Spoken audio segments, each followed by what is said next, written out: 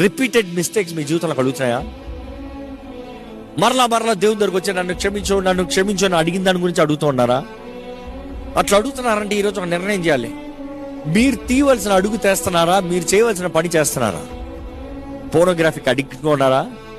ఇదిగో మంచి ఫోన్ కొనుక్కున్నాం, దేనికి అశ్లీలమైన చూస్తానుగా, తీసేయి, చేతుల్లో ఫోనే తీసేయి. ఎందుకు? వ్యాపారం చేసేవాడువా? చదువుకున్నోడికి ఫోన్ ఎందుకు? నీకు అంత కావాలంటే బేసిక్ ఫోన్ పెట్టుకో, బ్లాక్ అండ్ వైట్ ఫోన్ పెట్టుకో, పెట్టుకోవచ్చుగా. నాకు కావాలి.